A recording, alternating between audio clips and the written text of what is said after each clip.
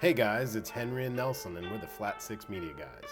On today's episode, we're going to be exploring the all-new Nissan Proto Z. And if you like our channel, please show your support by leaving a comment, hitting subscribe, and ringing that bell so we can continue to give you more entertaining content.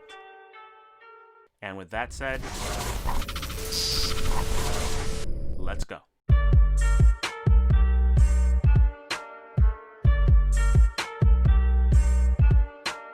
So over the recent years, Nissan has been in somewhat of a struggle with confusing design language and declining sales. Now, over the course of 2019 and 2020, Nissan has started to change its design language and its dynamic in a way where it's making a lot of consumers say, "Wow." Wow. And that's no more prevalent than when they released the 2020 Nissan Sentra. It's a Sentra, but this car, from a cool design, improved power, and the right mix of features, ultimately made it a decent car to consider. But I digress. Today, we're not here to talk about the Sentra with an S. We're here to talk about the Fairlady, spelled with a Z. The Nissan Fairlady Z has been in production since 1969. A whole 51 years in the market. We've seen 6 generations of this vehicle. And as of September 15th, 2020, Nissan has unveiled the Proto Z. Now, as usual here on Flat 6 Media, we always kick off with a little bit of history on these cars, and especially something like the Fairlady Z. There is a good amount of lineage and heritage that is aligned to this vehicle. Now, the Gen 1 Fairlady Z came to the States as the 240Z. Now, the 240Z had a big emphasis on style, and it brought power at 154 horsepower. At the time, was it massive? No. But was it adequate? Yes.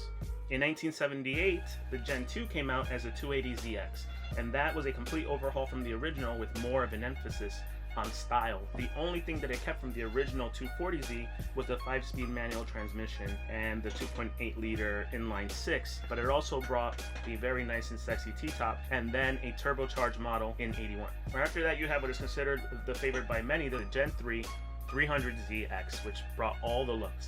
And then after that, in the Gen 4, it brought all the power with a 300 horsepower inline V6. Now, the 5th gen came out in 2002, and man, did people love this car.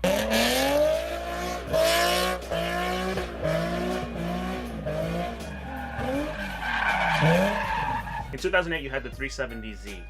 And that one came with a facelift and an engine upgrade, ultimately making it the fastest Z ever, hitting 0 to 60 in 4.7 seconds. But honestly, because of all the aesthetic similarities between the 350 and the 370Z, right, I mean, you can almost say that the body has existed from 2002 all the way to right now in 2020. So you're talking about 18 years of a car that kind of looks similar.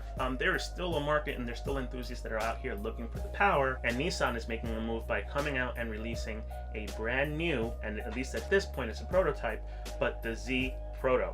All that history got me a little bit excited. None got me more excited than the 4th generation 300ZX, the one that brought the power and the beauty. Granted, this wasn't exactly the retro redesign I was looking for, but I have to say I really like what they did with this car. You can't really deny the shapes and the lines that they put in this car. It has this awesome retro futuristic vibe dating back to the very early Zs. It's very simple and completely different from what Toyota did with the Supra. And looking at this car, I'm way more satisfied with the nice, simple, but very sexy design. Now, let's talk about some of the wins in this new design. Overall, the silhouette and the shapes are very dreamy sports car motif.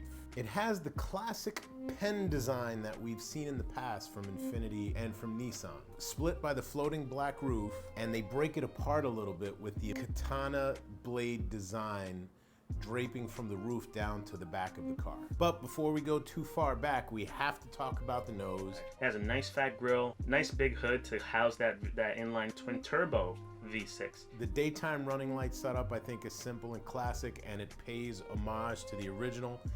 With a very simple LED headlight, and you can tell there's going to be some kind of a diode turning signal lamp up there also, if you look very closely at the headlight design. Going around the side profile is just fantastic. It's muscular right over the wheel arches, front and back, to give that nice wide shoulder hunch. You know, this is where we might have wanted to see more Audi crisp and hard lines, but still nonetheless classic and clean. Right now, the side profile of this prototype is rolling on 19s, and it's actually pretty gorgeous.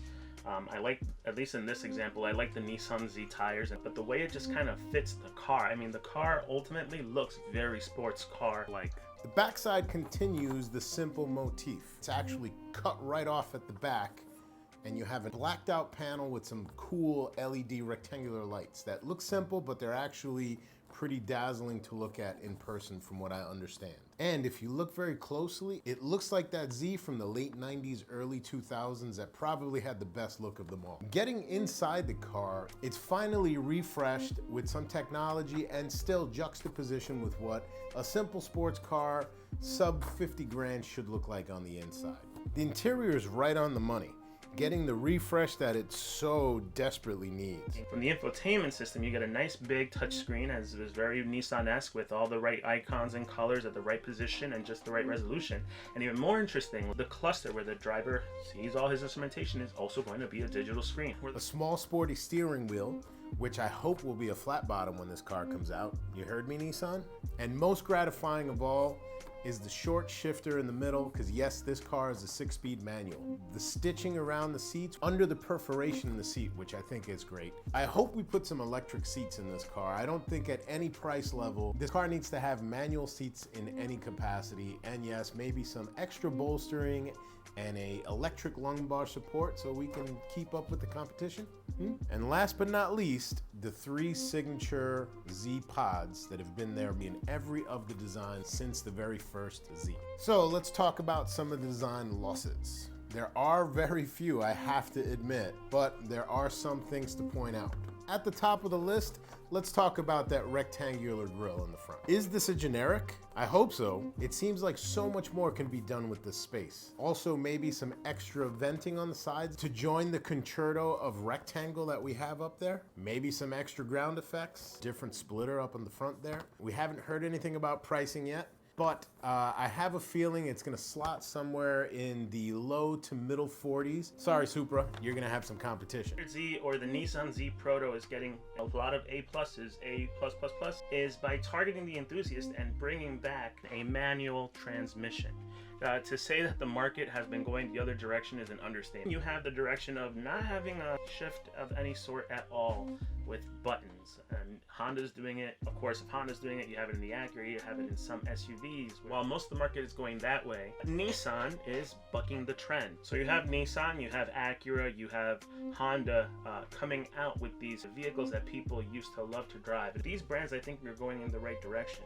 Now, if we're seeing the success with these cars, would it be unfair to ask for an Acura Integra, a Honda Prelude, another Mitsubishi Eclipse? Why not a 3000 GT? I mean, this world is a very different world, and many of the brands are realizing that the successes that they had before, they can still have again. I think it's going to be a win. I hope to see better numbers, I hope to see more information, and definitely looking forward to some form of a driving impression. I think this is going to be a great win for Nissan, and I'm really happy that they brought back the affordable sports car. This is Flat 6 Media guy Nelson. This is Henry from Flat 6 Media. Over and out.